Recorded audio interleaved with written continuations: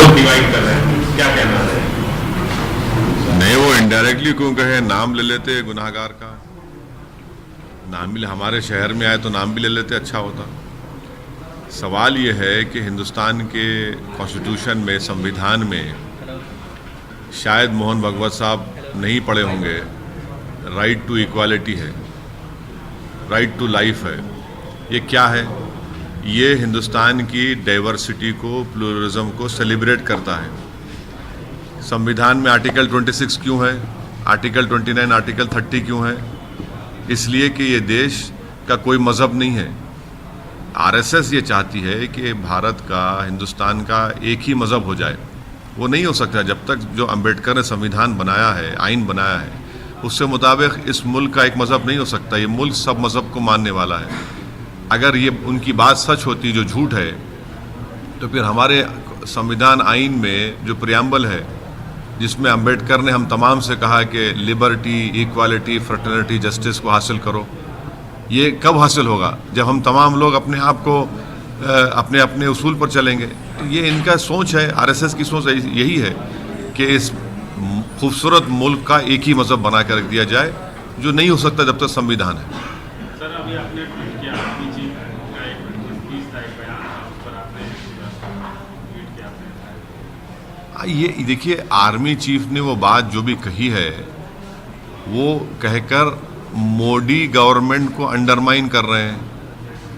वो उनकी सरकार को अंडरमाइन कर रहे हैं।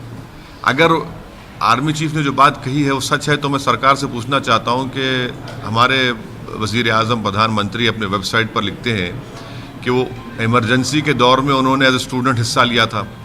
तो फिर जब इमरजेंसी के दौर में जब स्टूडेंट ने हिस्सा लिया था, तो अगर वो भी गलत, अगर ये इनके बयान के वो भी गलत है, फिर जेपी ने, जयप्रकाश नारायण ने कहा था कि आइए, इमरजेंसी में स्टूडेंट कहा था कि आइए इंदिरा गांधी के इमरजेंसी के खिलाफ एहतजाज करिए। ये भी बताना पड़ेगा सरकार को। तीसरी बात यह है कि ये भूल गए, कल तो वाजपेयी साहब के याद किए हैं। कल अटल बिहारी वाजपेयी ने एडमिरल विष्णु भगत को हटाया था। वो क्या था फिर?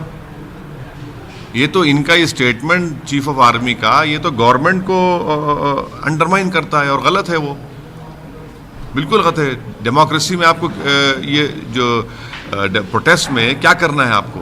ये तो सरकार को अंडरमाइन कर रहा है, ये तो सरकार की बेइज्जती हो रही है इस तरह का बयान देकर। सर, अल्पसंख्यक मामलों के केंद्रीय मंत्री मुख्तार अब्बास नकवी साहब ने बोला है कि जो लोग ये विरोध कर रहे हैं, कल फ्यूचर में रिग्रेट करेंगे। फ्यूचर में रिग्रेट मतलब अफसोस करेंगे कि क्यों विरोध किया। अब अफसोस करना क्या है भाई? जब प्यार किया तो डरना क्या? जब आगे बढ़ गए, आगे बढ़ गए।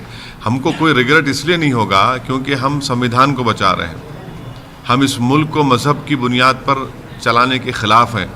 तो रिग्रेट किस बात का? रिग्रेट उन लोगों को होगा जो आज आंखें बंद करके गूंगे हो चुके हैं, अंधे हो चुके हैं। उनको रिग्रेट होगा कि हिंदुस्तान की तारीख़ में एक ऐसा मोड़ भी आया था जहाँ पर सबको उठकर इस देश को, इस गांधी अंबेडकर के मुल्क को बचाना था। अगर कोई खामोश बैठा है और अपनी आंखें बंद करा है, तो उनको बड़ा अफसोस होगा और ज़िंदगी भर उनको मलाल होगा। मुझे नहीं होगा, ना जो लोग एक प्रोटेस्ट कर रहे हैं उनको नहीं होगा। Sir, some people are trying to bring division between Hindu and Muslims. What Mohan Bhagwat has said, and he described all Indians are Hindus. What is your comment on this, sir? You see, as long as one who believes in the Constitution, then the Constitution clearly tells us that India has no religion. India celebrates all religion.